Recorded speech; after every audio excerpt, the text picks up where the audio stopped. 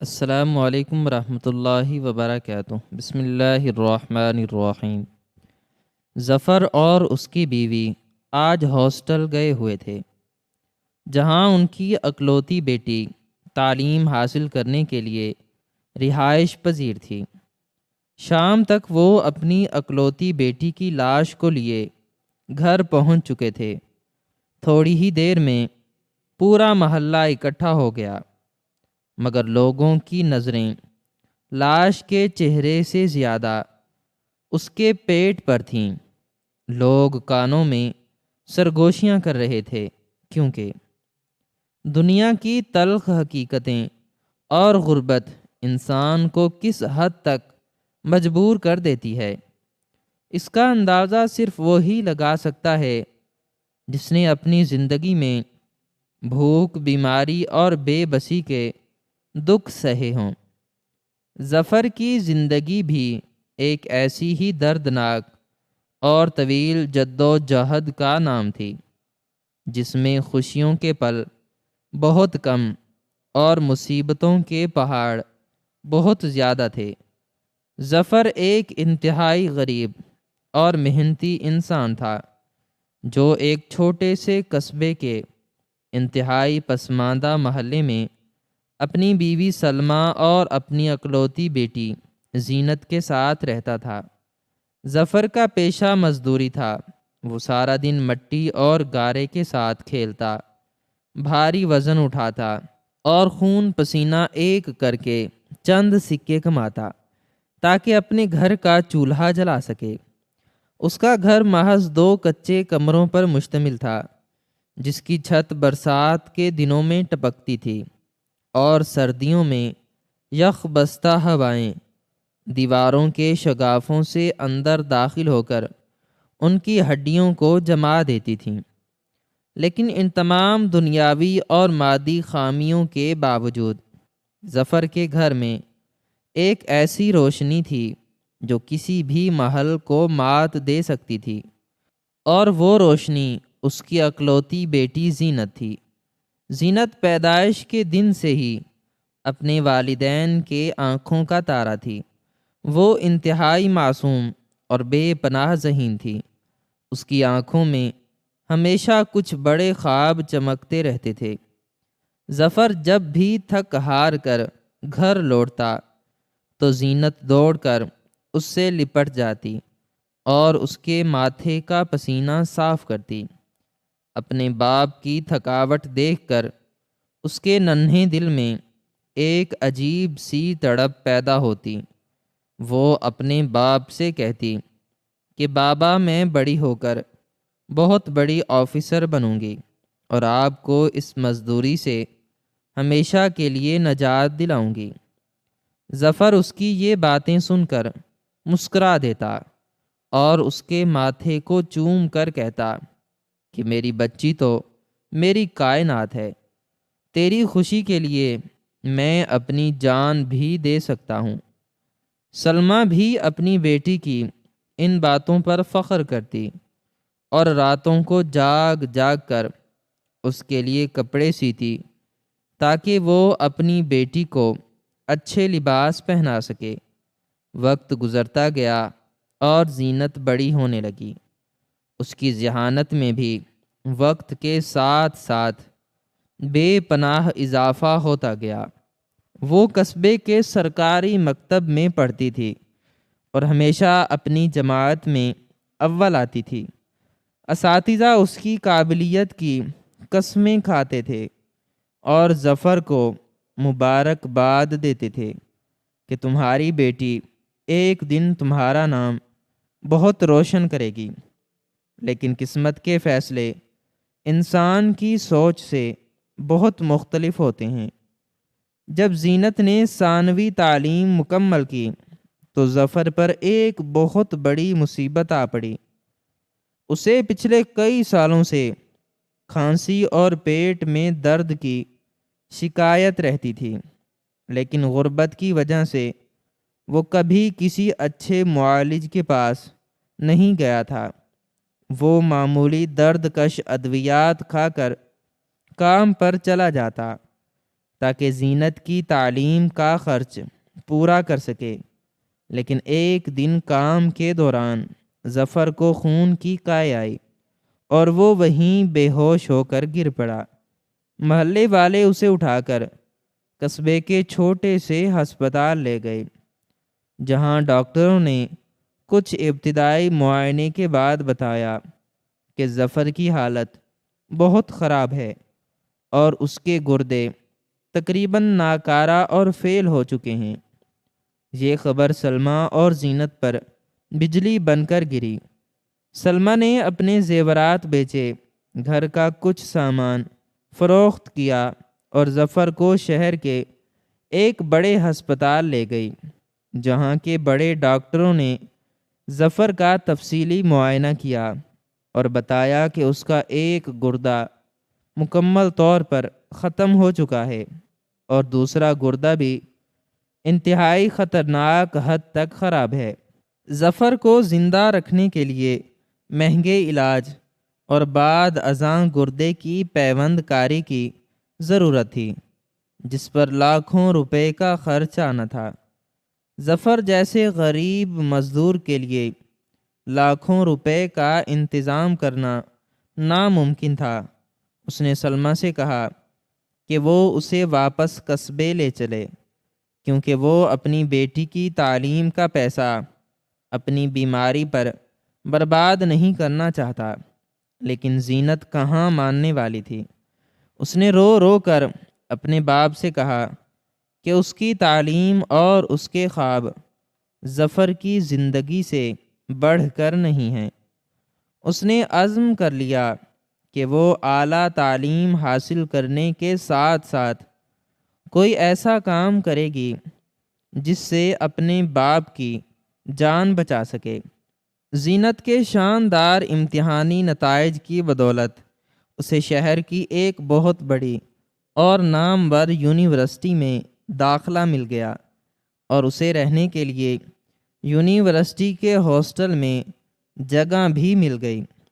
ظفر اور سلمیٰ کے لیے اپنی اکلوتی بیٹی کو خود سے دور شہر بھیجنا بہت مشکل تھا، لیکن زینت کے مستقبل اور اس کے خوابوں کی خاطر انہوں نے اپنے دل پر پتھر رکھ کر اسے رخصت کیا۔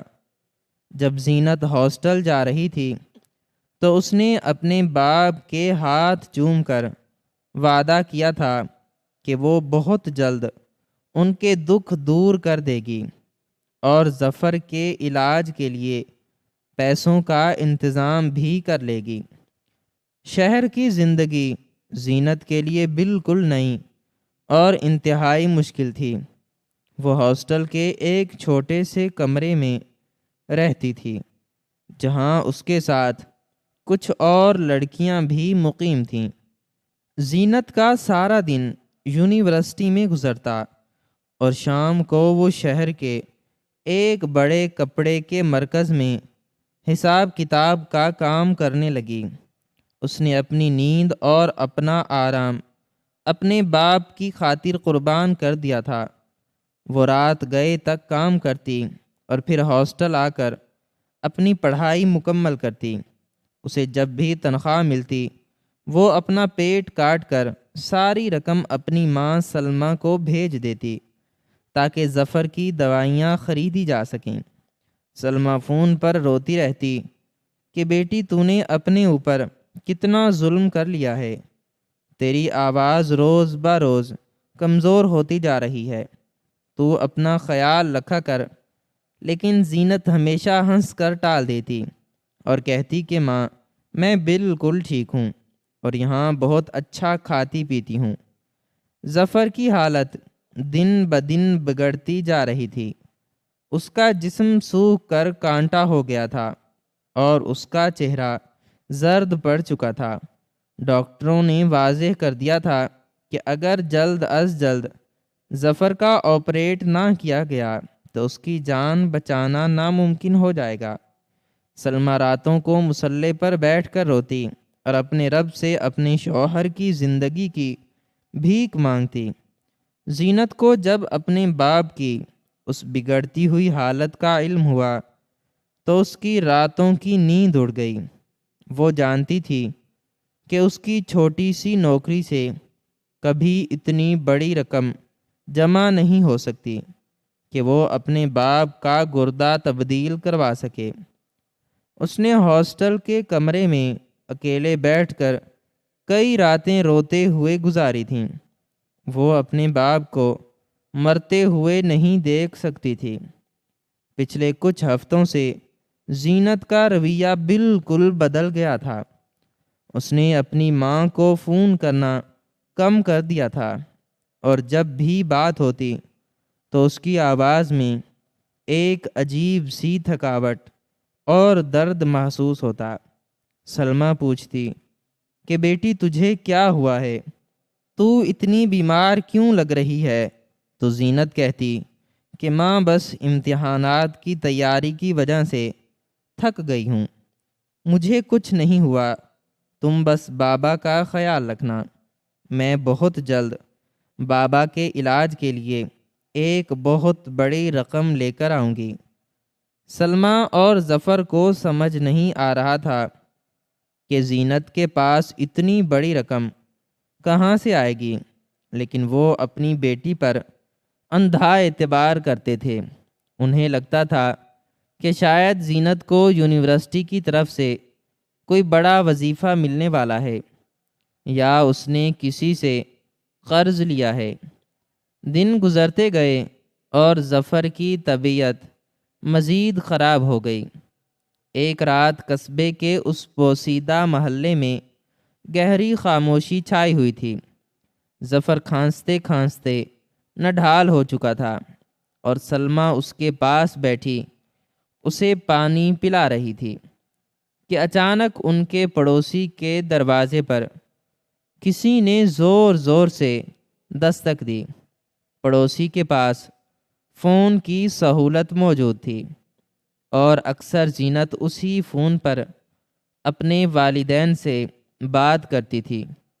پڑوسی نے گھبراہٹ کے عالم میں ظفر کے دروازے پر آ کر آواز دی اور کہا کہ ظفر بھائی جلدی آؤ، شہر کے ہاسٹل سے کوئی ضروری فون آیا ہے۔ سلمیٰ کا دل زور سے دھڑکا۔ رات کے اس پہر ہاسٹل سے فون آنے کا مطلب کوئی عام بات نہیں تھی۔ ظفر اپنی بیماری اور کمزوری کی وجہ سے چلنے سے قاصر تھا۔ سلمیٰ دوڑتی ہوئی پڑوسی کے گھر گئی اور کانپتے ہوئے ہاتھوں سے فون کان سے لگایا۔ دوسری طرف ہاسٹل کی نگران خاتون کی گھبرائی ہوئی اور روتی ہوئی آواز آئی، جس نے سلمیٰ سے کہا کہ وہ فوراً اپنے شوہر کے ساتھ ہاسٹل پہنچے، کیونکہ ان کی بیٹی زینت کی حالت بہت خراب ہے۔ سلمیٰ کے پیروں تلے سے زمین نکل گئی۔ اس نے روتے ہوئے پوچھا کہ میری بچی کو کیا ہوا ہے؟ وہ تو 2 دن پہلے بالکل ٹھیک بات کر رہی تھی۔ نگران خاتون نے روتے ہوئے کہا کہ آپ بس جلدی پہنچیں، زینت بے ہوش پڑی ہے اور ہم اسے ہسپتال لے جا رہے ہیں۔ فون کٹ گیا اور سلمیٰ کے منہ سے ایک دل خراش چیخ نکل گئی۔ وہ روتی ہوئی واپس اپنے گھر آئی اور ظفر کو ساری بات بتائی۔ ظفر جو بیماری کی وجہ سے بستر سے نہیں اٹھ سکتا تھا، وہ اپنی بیٹی کی محبت میں تڑپ کر اٹھ کھڑا ہوا۔ اس کی آنکھوں میں آنسو تھے اور اس کا پورا جسم کانپ رہا تھا۔ اس نے محلے کے ایک شخص سے اس کی پرانی گاڑی مانگی، اور رات کے اسی اندھیرے میں وہ دونوں میاں بیوی شہر کی طرف روانہ ہو گئے۔ وہ سفر ظفر اور سلمیٰ کی زندگی کا سب سے طویل اور اذیت ناک سفر تھا۔ گاڑی کی مدھم روشنی کچی سڑکوں کا سینہ چیرتی ہوئی آگے بڑھ رہی تھی، اور گاڑی کے اندر صرف سلمیٰ کی سسکیوں اور ظفر کی کھانسی کی آوازیں گونج رہی تھیں۔ ظفر بار بار آسمان کی طرف دیکھ کر دعا کر رہا تھا کہ اے اللہ، میری زندگی بے شک آج ہی ختم کر دے، لیکن میری بچی کو کچھ نہ ہونے دینا۔ وہ میری کائنات ہے، میرا سارا غرور ہے، میں اس کے بغیر زندہ نہیں رہ سکوں گا۔ سلمیٰ رو رو کر بے حال ہو چکی تھی۔ اسے زینت کا ہنستا مسکراتا چہرہ یاد آ رہا تھا۔ وہ سوچ رہی تھی کہ ہاسٹل میں اس کی بیٹی کے ساتھ ایسا کیا حادثہ پیش آیا ہے کہ نگران خاتون اس قدر گھبرائی ہوئی تھی۔ شہر کا فاصلہ بہت طویل تھا اور ہر گزرتا لمحہ ان دونوں کے دلوں پر خنجر چلا رہا تھا۔ جب ان کی گاڑی شہر کی حدود میں داخل ہوئی تو سورج کی پہلی کرنیں طلوع ہو رہی تھیں، لیکن ظفر اور سلمیٰ کی زندگی میں اندھیرا چھا چکا تھا۔ وہ سیدھے اس بڑے سرکاری ہسپتال پہنچے جس کا پتہ نگران خاتون نے دیا تھا۔ ہسپتال کے دروازے پر ہاسٹل کی نگران خاتون اور کچھ اور لڑکیاں کھڑی رو رہی تھیں۔ سلمیٰ نے گاڑی کا دروازہ کھولا اور دیوانہ وار ان کی طرف بھاگی۔ ظفر بھی اپنے کانپتے ہوئے قدموں کے ساتھ اس کے پیچھے پیچھے تھا۔ سلمیٰ نے نگران خاتون کے کندھے کو زور سے جھنجھوڑا اور چیخ کر پوچھا کہ میری زینت کہاں ہے؟ مجھے میری بچی کے پاس لے جاؤ۔ نگران خاتون نے پھوٹ پھوٹ کر روتے ہوئے سلمیٰ کے گلے لگ گئی اور کہا کہ مجھے معاف کر دو بہن، ہم تمہاری بیٹی کو نہیں بچا سکے، وہ ہمیں چھوڑ کر چلی گئی ہے۔ یہ الفاظ سلمیٰ کے کانوں میں پگھلا ہوا سیسا بن کر اترے۔ اس کے دماغ کی رگیں پھٹنے لگیں اور وہ وہیں زمین پر گر کر بے ہوش ہو گئی۔ ظفر جو پیچھے کھڑا تھا، اس کے کانوں میں جب یہ الفاظ پڑے تو اس کی آنکھوں کے سامنے مکمل تاریکی چھا گئی۔ اس کے پیروں کی طاقت جواب دے گئی اور وہ دیوار کا سہارا لے کر زمین پر بیٹھ گیا۔ اس کی زبان سے ایک لفظ نہیں نکل رہا تھا۔ وہ پتھرائی ہوئی آنکھوں سے خلا میں دیکھ رہا تھا۔ اسے یقین نہیں آ رہا تھا کہ اس کی وہ پھول جیسی بیٹی جس نے اسے جینے کا حوصلہ دیا تھا، وہ اب اس دنیا میں نہیں رہی۔ ہسپتال کے عملے نے سلمیٰ کے منہ پر پانی کے چھینٹے مار کر اسے ہوش میں لایا۔ سلمیٰ ہوش میں آتے ہی پاگلوں کی طرح اپنے بال نوچنے لگی اور دھاڑیں مار مار کر رونے لگی۔ وہ چیخ رہی تھی کہ میری زینت نہیں مر سکتی، وہ تو مجھ سے وعدہ کر کے گئی تھی کہ وہ بابا کا علاج کروائے گی، مجھے میری بیٹی کی شکل دکھاؤ۔ نگران خاتون انہیں روتے ہوئے ہسپتال کے اس سرد کمرے کی طرف لے گئی جہاں مردوں کو رکھا جاتا ہے۔ وہ کمرہ انتہائی تاریک اور سرد تھا۔ وہاں ایک سفید چادر میں لپٹی ہوئی لاش رکھی تھی جس کا چہرہ ڈھکا ہوا تھا۔ ظفر اور سلمیٰ لڑکھڑاتے ہوئے اس بستر کے پاس پہنچے۔ ظفر کے ہاتھ بری طرح کانپ رہے تھے۔ اس نے ہمت کر کے اس سفید چادر کو چہرے سے ہٹایا تو سامنے اس کی اکلوتی بیٹی زینت کا زرد اور بے جان چہرہ تھا۔ اس کے چہرے پر ایک عجیب سا سکون تھا اور اس کی آنکھیں ہمیشہ کے لیے بند ہو چکی تھیں۔ سلمیٰ نے اپنی بیٹی کے چہرے کو چوما اور اس کے سینے پر گر کر اس قدر دردناک آواز میں روئی کہ وہاں موجود ہر شخص کی آنکھوں سے آنسو بہہ نکلے۔ ظفر اپنی بیٹی کے سر پر ہاتھ پھیر رہا تھا اور اس کے آنسو زینت کے زرد چہرے پر گر رہے تھے۔ اس نے اپنے کانپتے ہوئے ہونٹوں سے کہا کہ میری بچی تو نے مجھے دھوکہ دیا، تو میرے دکھ دور کرنے گئی تھی، پھر تو مجھے یہ زندگی بھر کا دکھ کیوں دے گئی؟ ظفر کا دل پھٹ رہا تھا۔ اسے سمجھ نہیں آ رہا تھا کہ اس کی معصوم اور ہنستی کھیلتی بیٹی کو اچانک موت نے کیسے آ گھیرا۔ ڈاکٹر نے بتایا کہ زینت کو ہاسٹل کے کمرے میں مردہ حالت میں پایا گیا تھا اور بظاہر اس کی موت کسی اندرونی زخم اور زہر پھیلنے کی وجہ سے ہوئی ہے، لیکن ظفر اور سلمیٰ غم سے اتنے نڈھال تھے کہ وہ تفتیش یا کسی قانونی کارروائی کی ہمت نہیں رکھتے تھے۔ ان کے لیے سب سے بڑی حقیقت یہ تھی کہ ان کا سارا سرمایہ، ان کی بیٹی ان سے چھن چکی تھی۔ انہوں نے روتے ہوئے ڈاکٹروں سے منت کی کہ انہیں ان کی بیٹی کی لاش واپس لے جانے دی جائے تاکہ وہ اپنے گاؤں میں اسے عزت سے دفنا سکیں۔ ہسپتال کی انتظامیہ نے کچھ ضروری کاغذی کارروائی مکمل کی اور پھر ایک ایمبولینس کے ذریعے زینت کی لاش کو ظفر اور سلمیٰ کے حوالے کر دیا گیا۔ ظفر اور سلمیٰ اس ایمبولینس میں اپنی بیٹی کی لاش کے ساتھ بیٹھے تھے۔ وہ سفر جو انہوں نے امید اور خوف کے ساتھ شروع کیا تھا، اب وہ مکمل طور پر ایک اذیت ناک ماتم میں بدل چکا تھا۔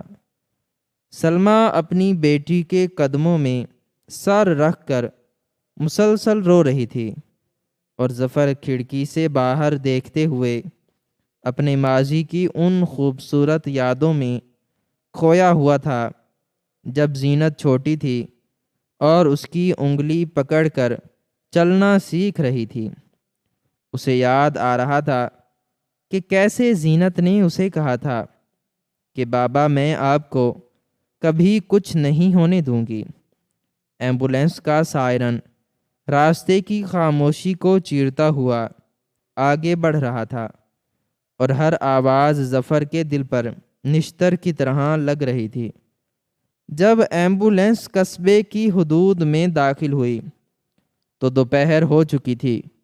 قصبے کے لوگوں کو پہلے ہی اطلاع مل چکی تھی کہ ظفر اور سلمیٰ کی اکلوتی بیٹی ہاسٹل میں پراسرار طور پر فوت ہو گئی ہے۔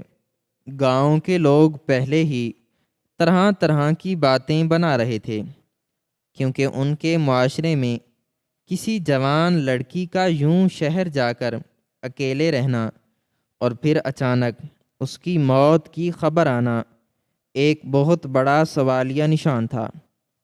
عورتیں اپنے گھروں سے باہر نکل آئی تھیں اور مرد سڑک کے کنارے کھڑے ایمبولینس کا انتظار کر رہے تھے۔ جیسے ہی ایمبولینس ظفر کے اس کچے مکان کے سامنے آ کر رکی تو وہاں ایک ہجوم اکٹھا ہو چکا تھا۔ ایمبولینس کے دروازے کھلے اور کچھ لوگوں نے آگے بڑھ کر اس چارپائی کو باہر نکالا جس پر زینت کی لاش سفید چادر میں لپٹی ہوئی تھی۔ سلمیٰ ایمبولینس سے اترتے ہی بے ہوش ہو کر گر پڑی۔ محلے کی عورتوں نے جلدی سے اسے سنبھالا اور روتے ہوئے اسے گھر کے اندر لے گئیں۔ ظفر کو بھی کچھ لوگوں نے سہارا دے کر اندر لایا۔ ظفر کی آنکھوں سے آنسو خشک ہو چکے تھے اور اس کی حالت اس قدر غیر تھی کہ وہ چلنے کے قابل بھی نہیں تھا۔ زینت کی لاش کو گھر کے صحن میں رکھی ایک چارپائی پر لٹا دیا گیا۔ پورا صحن عورتوں اور مردوں سے بھر گیا تھا۔ ہر طرف سے رونے اور سسکیوں کی آوازیں آ رہی تھیں۔ محلے کی کچھ بزرگ عورتیں جو غسل دینے کے لیے آئی تھیں، انہوں نے سب کو پیچھے ہٹایا اور زینت کی لاش کے گرد پردہ کر دیا۔ سلمیٰ کو ہوش آ چکا تھا اور وہ بار بار پردے کی طرف بھاگنے کی کوشش کر رہی تھی، لیکن دوسری عورتوں نے اسے مضبوطی سے پکڑا ہوا تھا۔ غسل دینے والی عورتوں نے جب زینت کی لاش سے وہ سفید چادر اور اس کا لباس ہٹایا تو اچانک پردے کے پیچھے سے ان عورتوں کی ایک دبی ہوئی چیخ سنائی دی۔ باہر کھڑے لوگ اور عورتیں یک دم چونک اٹھے کہ اندر کیا ہوا ہے۔ غسل دینے والی ایک بزرگ عورت پردے سے باہر آئی۔ اس کا چہرہ خوف اور حیرت سے پیلا پڑ چکا تھا اور اس کے ہاتھ کانپ رہے تھے۔ اس نے محلے کی دوسری عورتوں کو اشارہ کیا اور انہیں پردے کے اندر بلایا۔ جب ان عورتوں نے اندر جا کر زینت کی لاش کو دیکھا تو ان کی آنکھیں پھٹی کی پھٹی رہ گئیں۔ انہوں نے کبھی کسی جوان لڑکی کی لاش کا ایسا منظر نہیں دیکھا تھا۔ لاش کا چہرہ تو بالکل پرسکون تھا، لیکن اس کے پیٹ پر ایک انتہائی گہرا، بڑا اور تازہ زخم تھا، جس پر بہت ہی برے طریقے سے کچے ٹانکے لگے ہوئے تھے، اور ان ٹانکوں کے درمیان سے اب بھی ہلکا ہلکا خون رس رہا تھا۔ پیٹ کا وہ حصہ جہاں زخم تھا وہ عجیب طریقے سے سوجا ہوا اور ابھرا ہوا تھا، جیسے اس کے اندر کوئی بہت بڑی خرابی ہو چکی ہو۔ یہ منظر دیکھ کر عورتوں کے دل دہل گئے اور انہوں نے جلدی سے اس کے پیٹ پر کپڑا ڈال دیا، لیکن جو دیکھنا تھا وہ دیکھا جا چکا تھا۔ عورتیں باہر نکلیں تو ان کی آنکھوں میں ہمدردی کے بجائے ایک عجیب سا شک اور تحقیر کے تأثرات نمایاں تھے۔ انہوں نے ایک دوسرے کے کانوں میں سرگوشیاں شروع کر دیں۔ تھوڑی ہی دیر میں یہ سرگوشیاں پورے صحن میں پھیل گئیں۔ لوگ کانوں میں سرگوشیاں کر رہے تھے، کیونکہ ان جاہل اور تنگ نظر لوگوں نے اس گہرے زخم اور اس سوجے ہوئے پیٹ کو دیکھ کر اپنے ہی ذہنوں میں ایک انتہائی غلیظ اور شرمناک کہانی گھڑ لی تھی۔ ان کے نزدیک ایک جوان لڑکی کا اکیلے شہر جانا اور پھر اس حالت میں موت کا شکار ہونا صرف ایک ہی بات کی طرف اشارہ کرتا تھا۔ عورتیں ایک دوسرے کے کانوں میں زہر اگل رہی تھیں کہ ظفر نے اپنی بیٹی کو تعلیم کے بہانے شہر بھیج کر اسے مادر پدر آزاد کر دیا تھا، اور اس نے شہر کی رنگینیوں میں گم ہو کر اپنا منہ کالا کروا لیا تھا، اور پھر اس گناہ کو چھپانے کے لیے کسی جیلی اور غیر مستند دائی یا ڈاکٹر سے اپنا ناجائز حمل گرانے کی کوشش کی، جس کے دوران اس کا پیٹ اس برے طریقے سے کاٹا گیا اور خون زیادہ بہہ جانے یا کسی زہریلے اثر کی وجہ سے اس کی موت واقع ہو گئی۔ یہ سرگوشیاں چند ہی لمحوں میں پورے محلے میں ایک خوفناک وبا کی طرح پھیل گئیں، اور ان لوگوں کی آنکھوں میں جو چند لمحے پہلے ہمدردی تھی اب وہ شدید نفرت اور حقارت میں بدل چکی تھی۔ مردوں نے ظفر کی طرف حقارت آمیز نظروں سے دیکھنا شروع کر دیا، اور کچھ بزرگوں نے تو یہاں تک کہہ دیا کہ ظفر نے پیسوں کی لالچ میں اپنی بیٹی کی عزت کا سودا کیا، اور آج خدا نے اسے یہ دن دکھایا ہے کہ اس کی بیٹی اس طرح ذلت کی موت مری ہے۔ ظفر جو پہلے ہی اپنی بیٹی کے غم میں نہ ڈھال تھا، جب اس کے کانوں میں یہ زہریلی اور غلیظ باتیں پڑیں تو اس کے دل پر جیسے کسی نے آرے چلا دیے ہوں۔ اس کا خون کھولنے لگا، اور وہ اپنی تمام تر کمزوری اور بیماری کے باوجود ایک زخمی شیر کی طرح دھاڑتا ہوا اپنی جگہ سے اٹھا، اور اس نے ان تمام مردوں اور عورتوں کی طرف اشارہ کر کے چلانا شروع کر دیا کہ بے حس اور ظالم لوگو، تم میری بیٹی پر تہمت لگا رہے ہو۔ وہ تو ایک فرشتے کی طرح پاک اور معصوم تھی۔ اس نے تو کبھی کسی غیر محرم کی طرف آنکھ اٹھا کر بھی نہیں دیکھا تھا۔ تم لوگ کس بنیاد پر میری کائنات، میری عزت پر یہ کیچڑ اچھال رہے ہو؟ خدا سے ڈرو، کہیں اس کا عذاب تم پر نازل نہ ہو جائے۔ سلمہ بھی ان عورتوں کی باتیں سن کر پاگلوں کی طرح چیخنے لگی، اور اس نے اپنی بیٹی کے چہرے سے چادر ہٹا کر کہا کہ میری زینت کے چہرے کا نور دیکھو۔ کیا کوئی گناہگار اس قدر پرسکون اور روشن چہرے کے ساتھ مر سکتا ہے؟ لیکن جاہل معاشرے کی سوچ کو بدلنا اتنا آسان نہیں ہوتا۔ محلے کے امام مسجد جو غسل اور جنازے کے لیے آئے تھے، انہوں نے بھی یہ جب افواہیں سنی اور عورتوں کی گواہی سنی تو انہوں نے انتہائی سختی سے اعلان کر دیا کہ وہ ایسی گناہگار لڑکی کا جنازہ نہیں پڑھائیں گے جس نے پورے محلے اور گاؤں کی عزت کو خاک میں ملا دیا ہو۔ یہ اعلان سن کر ظفر کی دنیا ہی اجڑ گئی۔ اس نے امام مسجد کے قدموں میں گر کر روتے ہوئے کہا کہ میری بیٹی پاک دامن ہے، اس کے جسم پر جو بھی زخم ہے مجھے نہیں معلوم وہ کیسے آیا، لیکن میری زینت کوئی گناہ نہیں کر سکتی۔ آپ خدا کے واسطے اس کا جنازہ نہ روکیں، ورنہ میری بیٹی کی روح بھٹکتی رہے گی۔ لیکن امام مسجد اور محلے کے دیگر معززین نے ظفر کی ایک نہ سنی اور کہا کہ جب تک اس زخم اور اس شرمناک موت کی حقیقت سامنے نہیں آتی، وہ اس لاش کو گاؤں کے قبرستان میں دفن ہونے کی اجازت نہیں دیں گے۔ ظفر اور سلمہ اپنی بیٹی کی لاش کے پاس تنہا بیٹھ کر رو رہے تھے، اور سارا محلہ ان سے دور کھڑا ان کا تماشا دیکھ رہا تھا۔ ظفر کا دل چاہ رہا تھا کہ وہ زمین پھٹے اور اس میں سما جائے۔ اس معاشرے نے اس کی بیٹی کو مرنے کے بعد بھی سکون نہیں لینے دیا تھا۔ وہ رو رو کر آسمان کی طرف دیکھ رہا تھا اور اپنے رب سے فریاد کر رہا تھا کہ یا اللہ، تو تو سب جانتا ہے، تو میری بیٹی کی پاکیزگی کا گواہ ہے، تو ان ظالموں کے سامنے میری زینت کی بے گناہی ثابت کر دے تاکہ میری بیٹی کو عزت کے ساتھ مٹی نصیب ہو سکے۔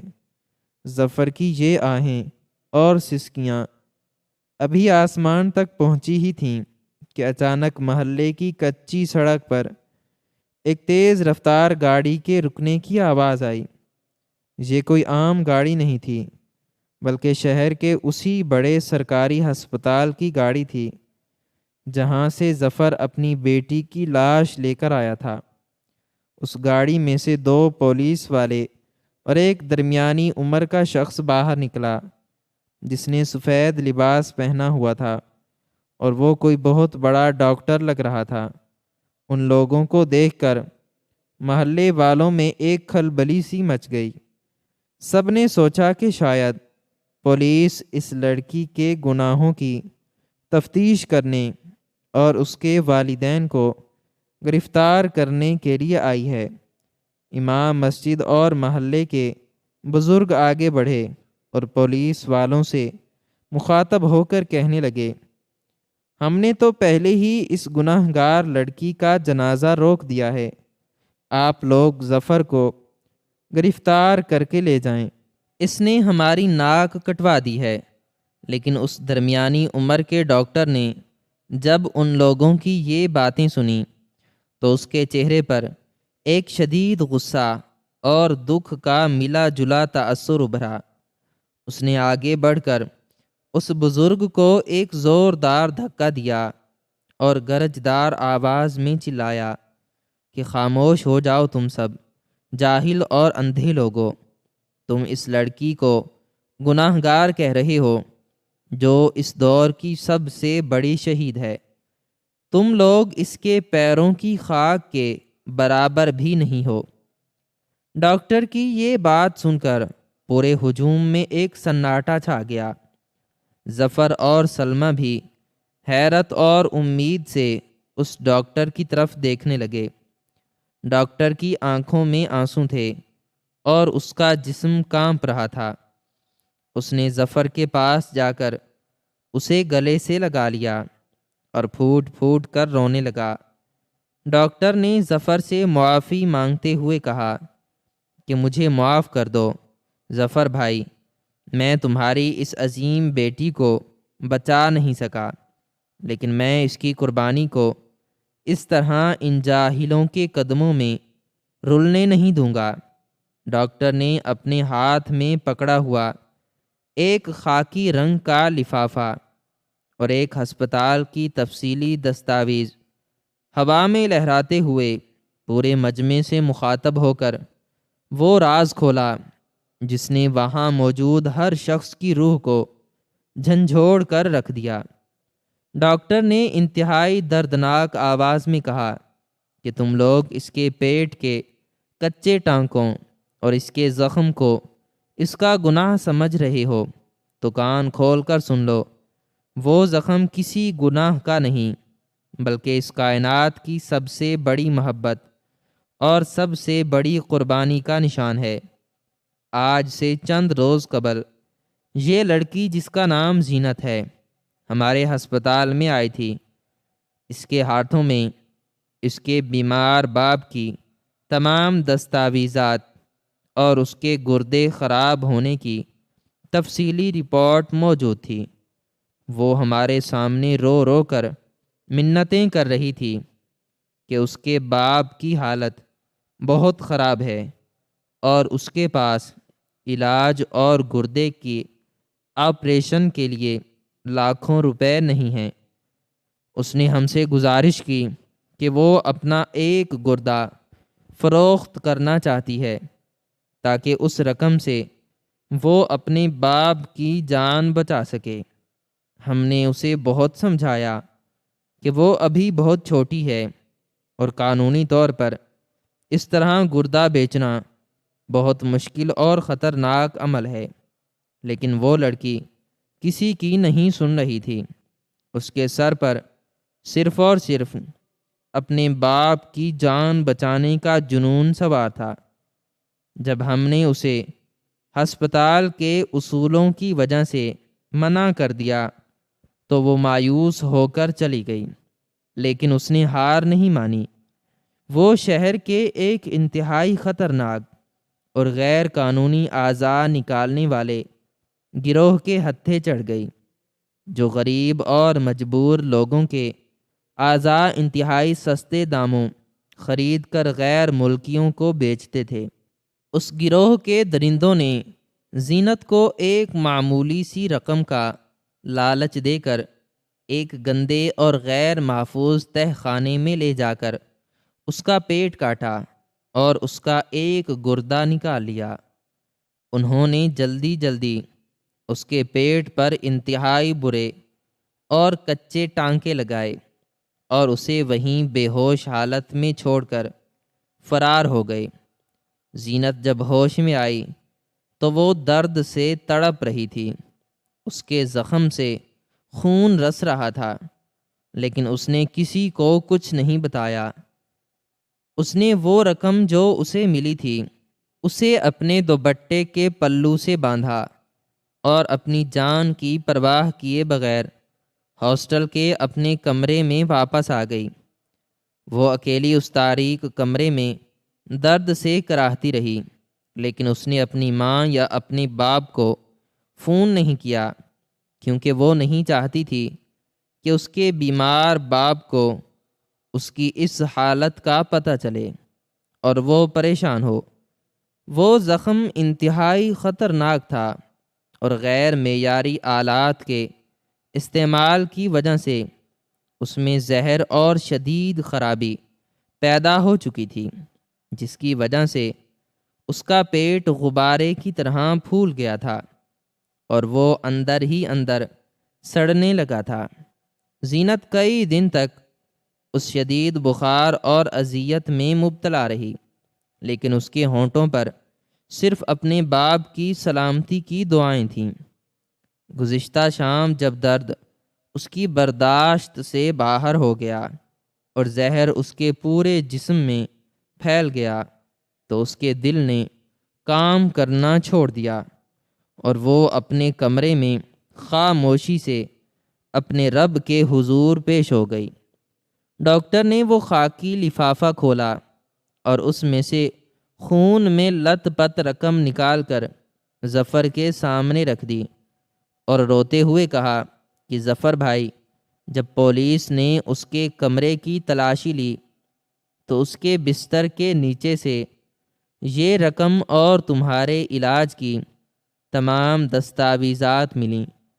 اس لڑکی نے اپنے جسم کا ایک حصہ کٹوا کر تمہاری زندگی خریدنے کی کوشش کی تھی۔ وہ اپنے پیٹ پر کوئی گناہ نہیں بلکہ اپنے باپ کی محبت کا ایسا پہاڑ اٹھائے ہوئے تھی جس کے بوجھ تلے اس نے اپنی جان دے دی۔ ظفر بھائی، تمہاری بیٹی کوئی عام لڑکی نہیں تھی، وہ فرشتہ تھی جس نے تمہاری سانسوں کی ڈور کو جوڑنے کے لیے اپنی سانسیں توڑ دیں۔ ڈاکٹر کی یہ تمام تر حقیقت اور یہ دل چیر دینے والی داستان سن کر پورے محلے میں ایک ایسی قیامت خیز خاموشی چھا گئی کہ سوئی گرنے کی آواز بھی سنائی دے۔ وہ عورتیں جو چند لمحے پہلے تک زینت کے کردار پر غلیظ اور شرمناک کیچڑ اچھال رہی تھیں، ان کے چہروں پر ندامت، شرمندگی اور شدید خوف طاری ہو گیا تھا۔ وہ سب اپنے دوپٹوں سے منہ چھپا کر پھوٹ پھوٹ کر رونے لگیں اور اللہ سے اپنے اس گناہ عظیم کی معافی مانگنے لگیں۔ امام مسجد اور محلے کے تمام بزرگوں کے ہاتھ کانپنے لگے۔ وہ سب ندامت کے مارے ظفر کی طرف دیکھنے کے قابل نہیں رہے تھے۔ انہیں احساس ہو گیا تھا کہ انہوں نے ایک شہید اور ایک انتہائی پاک دامن بیٹی پر کس قدر بھیانک اور دردناک تہمت لگائی تھی۔ ظفر کی حالت اس وقت ایسی تھی جیسے اس کے اندر کوئی طوفان برپا ہو اور وہ باہر سے پتھر کا بن چکا ہو۔ اس نے اپنے کانپتے ہوئے ہاتھوں سے خون میں لت پت وہ رقم اٹھائی اور اسے اپنے سینے سے لگا لیا۔ اس کی آنکھوں سے آنسوؤں کا ایک ایسا سیلاب رواں تھا جس نے اس کے چہرے کی تمام جھریوں کو بھگو دیا تھا۔ وہ دیوانہ وار اپنی بیٹی کی لاش کی طرف بھاگا اور اس کے قدموں میں گر کر اتنی زور سے چیخا کہ محلے کی دیواریں تک ہل گئیں۔ وہ رو رو کر اپنی بیٹی کے زرد اور ٹھنڈے پیروں کو چوم رہا تھا اور کہہ رہا تھا کہ میری زینت، میری کائنات، تو نے یہ کیا کر دیا؟ تو نے اپنے اس بڈھے اور بیمار باپ کی خاطر اپنے پھول جیسے جسم کو درندوں کے حوالے کر دیا۔ تو نے مجھے زندہ لاش بنا دیا۔ میری بچی، کاش میں اس دن مر جاتا جس دن میں نے تجھے شہر بھیجا تھا۔ میں اس رقم کا کیا کروں گا؟ میں ان پیسوں کا کیا کروں گا جب میری زندگی کا اصل سرمایہ ہی مٹی میں مل گیا؟ سلمیٰ کی تو جیسے جان ہی نکل گئی تھی۔ وہ اپنی بیٹی کا کٹا ہوا اور سوجا ہوا پیٹ دیکھ کر اپنے سینے پر مکے مارنے لگی اور دھاڑیں مار کر رونے لگی۔ وہ محلے کی ان عورتوں کی طرف دیکھ کر چیخ رہی تھی کہ آؤ دیکھو، یہ میرے باپ کی محبت کا نشان ہے۔ آؤ اس گناہ پر تھوکو جو تم کہہ رہی تھیں۔ میری بیٹی نے میری خاطر اپنی جان دے دی اور تم ظالموں نے اس پر زنا کی تہمت لگا دی۔ خدا تم سب کو کبھی معاف نہیں کرے گا۔ پورا محلہ ماتم کنا تھا، ہر آنکھ اشک بار تھی اور ہر شخص اپنے کیے پر شرمندہ تھا۔ امام مسجد روتے ہوئے آگے بڑھے اور ظفر کے ہاتھ پکڑ کر گڑ گڑانے لگے کہ ظفر مجھے معاف کر دو، میں نے بغیر سوچے سمجھے ایک پاک دامن پر شک کیا، تمہاری بیٹی کا جنازہ میں خود پڑھاؤں گا اور اس گاؤں کی تاریخ کا سب سے بڑا اور شاندار جنازہ ہوگا۔ پولیس والوں کی آنکھوں میں بھی آنسو تھے۔ انہوں نے کہا کہ ہم ان ظالم درندوں کو ضرور ڈھونڈ نکالیں گے جنہوں نے اس معصوم کی مجبوری کا فائدہ اٹھا کر اس کی جان لے لی۔ محلے کے تمام مردوں نے روتے ہوئے آگے بڑھ کر ظفر کے کندھے پر ہاتھ رکھا اور اس کے دکھ میں برابر کے شریک ہونے کا یقین دلایا، لیکن ظفر کے لیے اب کسی کی تسلی، کسی کی معافی اور کسی کی ہمدردی کے کوئی معنی نہیں تھے۔ اس کا سارا جہان اس سفید چادر میں لپٹا پڑا تھا جسے وہ اپنے کندھوں پر اٹھا کر مٹی کے حوالے کرنے والا تھا۔ زینت کا جنازہ جب اٹھا تو پورا قصبہ اس میں شریک تھا۔ ہر شخص رو رہا تھا اور زینت کی اس خاموش اور عظیم قربانی پر اسے خراج تحسین پیش کر رہا تھا۔ اسے انتہائی عزت اور احترام کے ساتھ گاؤں کے سب سے نمایاں حصے میں دفن کیا گیا۔ ظفر اپنی بیٹی کی قبر پر مٹی ڈالتے ہوئے بار بار بے ہوش ہو رہا تھا۔ اس نے اپنی بیٹی کے خون سے خریدی ہوئی اس رقم کو اپنے علاج پر لگانے سے صاف انکار کر دیا اور اس رقم سے گاؤں میں ایک چھوٹا سا ہسپتال بنوا دیا تاکہ آئندہ کسی اور غریب بیٹی کو اپنے باپ کے علاج کے لیے اپنے اعضاء نہ بیچنے پڑیں۔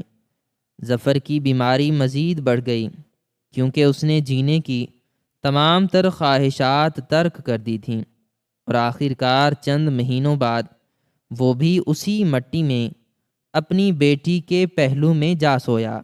سلمیٰ ساری زندگی اپنی بیٹی کی قبر پر روتی رہی اور محلے کی عورتیں جب بھی اس قبر کے پاس سے گزرتیں تو وہ اپنے منہ پر تمانچے مارتیں اور اپنے اس گناہ پر رویا کرتیں جو انہوں نے ایک پاک دامن لڑکی پر شک کر کے کیا تھا۔ اس کہانی کا سب سے بڑا اور عظیم سبق یہ ہے کہ معاشرے کا سب سے بھیانک اور ناقابل معافی گناہ کسی کی جان لینا نہیں بلکہ کسی بے گناہ اور پاک دامن انسان پر جھوٹی تہمت لگانا اور اس کی کردار کشی کرنا ہے۔ ہم لوگ انتہائی جلد بازی میں بغیر کسی ثبوت اور حقیقت کو جانے دوسروں پر انگلیاں اٹھا دیتے ہیں اور اپنے جاہلانہ تصورات کی بنیاد پر کہانیاں گھڑ لیتے ہیں، لیکن ہم یہ نہیں سوچتے کہ ہماری ان زہریلی باتوں سے کسی انسان کی عزت اور اس کے پیاروں کے دل پر کیا گزرتی ہے۔ زینت کی موت ایک بہت بڑا المیہ تھی، لیکن محلے والوں کی تہمت نے اس المیے کو قیامت میں بدل دیا تھا۔ اللہ تعالیٰ نے بھی قرآن میں فرمایا ہے کہ پاک دامن عورتوں پر تہمت لگانا دنیا اور آخرت کی سب سے بڑی تباہی ہے۔ اس کے علاوہ یہ کہانی والدین اور اولاد کی اس سچی اور لازوال محبت کی عکاس ہے جو دنیا کے ہر لالچ اور ہر غرض سے پاک ہوتی ہے۔ ایک بیٹی اپنے بیمار باپ کے لیے کس حد تک جا سکتی ہے، یہ زینت نے اپنا گردہ بیچ کر اور اپنی جان قربان کر کے ثابت کر دیا۔ بیٹیوں کو معاشرے میں کمزور سمجھا جاتا ہے، لیکن جب بات اپنے والدین کی عزت اور ان کی جان بچانے کی ہو تو ایک بیٹی دنیا کے ہر طوفان سے ٹکرا سکتی ہے۔ ظفر کا اپنی بیٹی پر اندھا اعتماد اور زینت کی اپنے باپ کے لیے خاموش قربانی تاریخ کے اوراق میں ہمیشہ کے لیے ایک ایسے آنسوں کی طرح محفوظ ہو گئی جو ہر اس انسان کو رلاتا رہے گا جو اس کہانی کو سنے گا۔ ہمیں چاہیے کہ ہم کبھی بھی کسی کی ظاہری حالت اور حالات دیکھ کر اس کے کردار کا فیصلہ نہ کریں، کیونکہ بعض اوقات جس چیز کو ہم گناہ سمجھ رہے ہوتے ہیں وہ اللہ کی بارگاہ میں دنیا کی سب سے بڑی نیکی اور قربانی ہوتی ہے، اور سچ ہمیشہ اپنے وقت پر سامنے آ کر جھوٹ کے تمام اندھیروں کو مٹا دیتا ہے، جیسے زینت کا سچ اس ڈاکٹر کے ذریعے سب کے سامنے آیا اور ان تمام تہمت لگانے والوں کے منہ کالے کر گیا۔ زینت آج مٹی کے نیچے ہے، لیکن اس کی وہ خون میں لت پت رقم اور اس کی وہ دردناک موت معاشرے کے ماتھے پر ایک ایسا کلنک ہے جو کبھی نہیں مٹ سکتا، اور ہمیں ہر لمحہ یہ یاد دلاتا رہے گا کہ خاموشی سے سہ جانے والے درد اور قربانیاں اکثر ان چیختی ہوئی تہمتوں سے کہیں زیادہ طاقتور اور سچی ہوتی ہیں جو دنیا والے بغیر سوچے سمجھے اچھال دیتے ہیں۔ ظفر اور سلمیٰ کی یہ المناک داستان ہر اس دروازے پر دستک دیتی ہے جہاں بیٹیوں کو صرف ایک بوجھ سمجھا جاتا ہے، حالانکہ حقیقت یہ ہے کہ بیٹیاں تو وہ انمول موتی ہیں جو دکھوں کی تاریک ترین راتوں میں بھی اپنے والدین کی خاطر اپنا سب کچھ قربان کرنے سے دریغ نہیں کرتیں، اور معاشرے کو یہ سکھا جاتی ہیں کہ محبت میں اپنی جان قربان کر دینا ہی دراصل ہمیشہ کے لیے امر ہو جانا ہے۔ یہ داستان ہمیں خاموشی کی طاقت اور لفظوں کی تباہ کاری کا وہ گہرا سبق دیتی ہے جسے یاد رکھ کر ہی ہم ایک بہتر اور ہمدرد معاشرہ تشکیل دے سکتے ہیں، اور اپنی آخرت کو ایسی کسی ناقابل تلافی شرمندگی اور عذاب سے بچا سکتے ہیں جس کا مداوع ناممکن ہو جاتا ہے۔ ناظرین، ہماری آج کی یہ ویڈیو آپ کو کیسی لگی؟ کمنٹ سیکشن میں اپنی رائے کا اظہار ضرور کریں، اور مزید اس طرح کی ویڈیوز دیکھنے کے لیے ہمارے چینل کو سبسکرائب کرنا نہ بھولیں۔ شکریہ۔